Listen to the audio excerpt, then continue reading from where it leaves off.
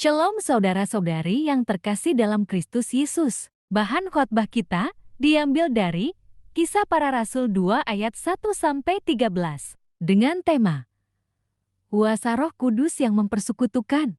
Kitab Kisah Para Rasul 2 ayat 1-13 mengisahkan peristiwa Pentakosta yang merupakan turunnya Roh Kudus kepada para rasul dan murid Yesus. Berikut adalah ringkasan dari Kitab Kisah Para Rasul 2 ayat 1-13.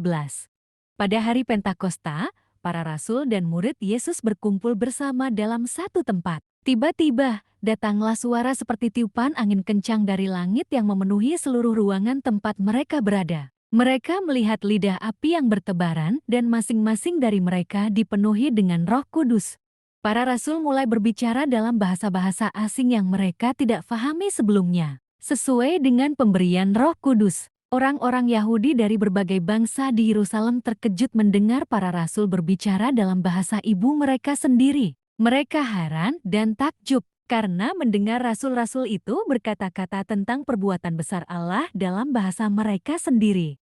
Orang-orang tercengang dan bingung. Ada yang mencemooh dan mengatakan bahwa para rasul mabuk anggur. Namun, ada juga yang bertanya arti dari keajaiban ini. Reaksi beragam ini menunjukkan ketidakpercayaan dan celaan. Namun bagi yang percaya, peristiwa ini menjadi bukti nyata dari kuasa Roh Kudus yang mempersatukan umat Kristen dalam keberagaman bahasa dan budaya.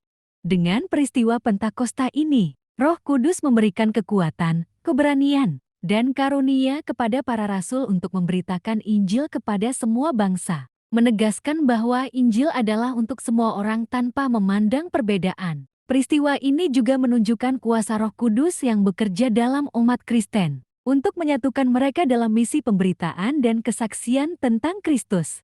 Ayat 1. Ketika tiba hari Pentakosta, semua orang percaya berkumpul di satu tempat. Tafsiran. Pada hari Pentakosta, para rasul dan murid Yesus berkumpul bersama dalam satu tempat menanti janji Yesus untuk mengirimkan Roh Kudus kepada mereka. Ayat 2. Tiba-tiba turunlah dari langit suatu bunyi seperti tiupan angin keras yang memenuhi seluruh rumah di mana mereka duduk. Tafsiran, Roh Kudus datang dengan kuasa yang besar, seperti tiupan angin kencang, yang memenuhi ruangan tempat para rasul berada, menandakan kedatangannya dengan kuasa dan kehadirannya yang luar biasa. Ayat 3. Dan tampaklah kepada mereka lidah-lidah seperti nyala api, yang bertebaran dan hingga pada mereka masing-masing. Tafsiran, lidah api yang bertebaran merupakan simbol dari kuasa Roh Kudus yang menyala-nyala dan mempersatukan para rasul dengan kehadirannya yang mengilhami. Ayat 4. Maka penuhlah mereka dengan Roh Kudus, lalu mereka mulai berkata-kata dalam bahasa-bahasa lain, seperti yang diberikan oleh Roh itu kepada mereka untuk mengatakannya. Tafsiran, para rasul mulai berbicara dalam bahasa-bahasa asing yang mereka tidak fahami sebelumnya. Sesuai dengan pemberian Roh Kudus. Hal ini menunjukkan kuasa Roh Kudus yang memungkinkan mereka untuk berkomunikasi dengan orang-orang dari berbagai bangsa dan bahasa, mempersatukan umat Kristen dalam misi pemberitaan yang universal. Ayat 5. Waktu itu di Yerusalem diam orang-orang Yahudi yang salah dari segala bangsa di bawah kolong langit. Tafsiran, kuasa Roh Kudus mempersatukan orang-orang dari berbagai bangsa dan bahasa untuk mendengar kabar baik tentang Yesus Kristus. Kesatuan dalam iman dan ketakutan kepada Allah memungkinkan mereka untuk menerima pesan Injil dengan hati yang terbuka, memperkuat persatuan dalam tubuh Kristus. Ayat 6. Ketika turun bunyi itu, berkerumunlah orang banyak. Mereka bingung karena mereka masing-masing mendengar rasul-rasul itu berkata-kata dalam bahasa mereka sendiri. Tafsiran, kuasa Roh Kudus memperlihatkan keajaiban yang membuat orang-orang terkejut dan memperhatikan para rasul yang berbicara dalam bahasa ibu mereka sendiri. Ini menunjukkan bahwa kuasa Roh Kudus tidak terbatas oleh batas bahasa atau budaya, melainkan mempersatukan umat Kristen dalam keberagaman yang indah. Ayat 7-11. Mereka heran sekali dan takjub.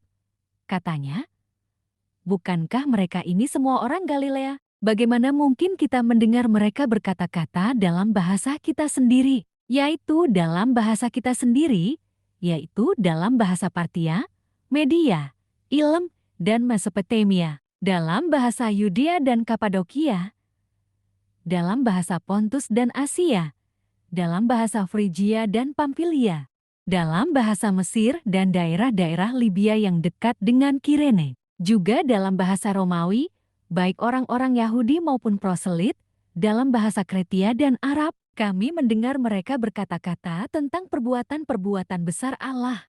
Tafsiran, mereka heran sekali dan takjub, katanya. Bukankah mereka ini semua orang Galilea? Bagaimana mungkin kita mendengar mereka berkata-kata dalam bahasa kita sendiri? Reaksi heran dan takjub dari orang-orang yang mendengar para rasul berbicara dalam bahasa ibu mereka sendiri, menunjukkan kuasa Roh Kudus yang mempersatukan melalui keajaiban yang tak terduga. Kesatuan dalam keajaiban ini menguatkan iman dan keyakinan mereka akan kuasa dan kehadiran Allah yang bekerja dalam umatnya.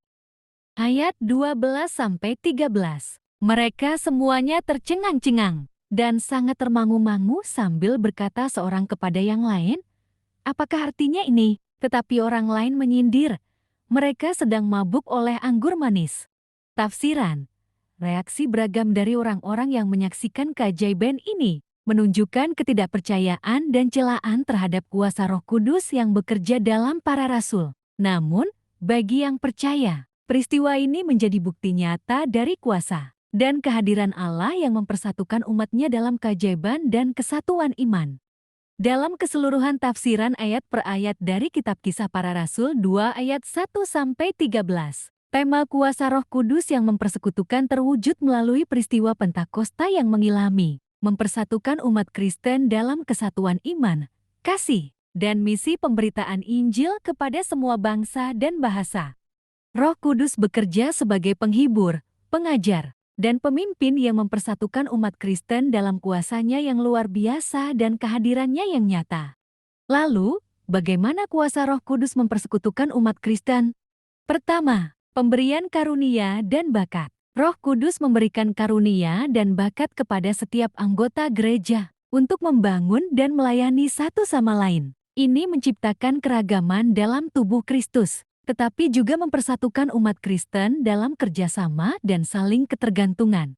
Kedua, kesatuan dalam doa. Roh Kudus membantu umat Kristen untuk berkomunikasi dengan Allah melalui doa. Doa bersama dan doa pribadi dipimpin oleh Roh Kudus yang memperkuat ikatan spiritual antara anggota gereja dan dengan Tuhan. Ketiga, pengajaran dan pemahaman Alkitab. Roh Kudus adalah pengajar yang membimbing umat Kristen dalam memahami dan menerapkan firman Tuhan. Dengan pengajaran Roh Kudus, umat Kristen diperkuat dalam iman mereka dan menjadi lebih bersatu dalam keyakinan dan pemahaman Alkitab.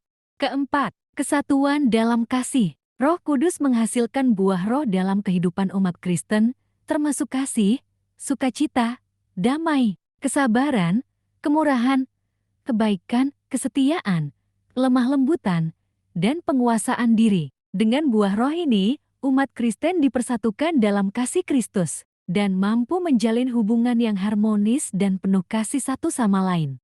Melalui kuasa Roh Kudus, umat Kristen diberdayakan untuk hidup dalam kesatuan, kasih, dan pelayanan yang memuliakan Allah dan memperluas kerajaannya. Roh Kudus bekerja sebagai penghibur, pengajar, dan pemimpin yang mempersatukan umat Kristen dalam iman, harapan, dan kasih Kristus. Amin.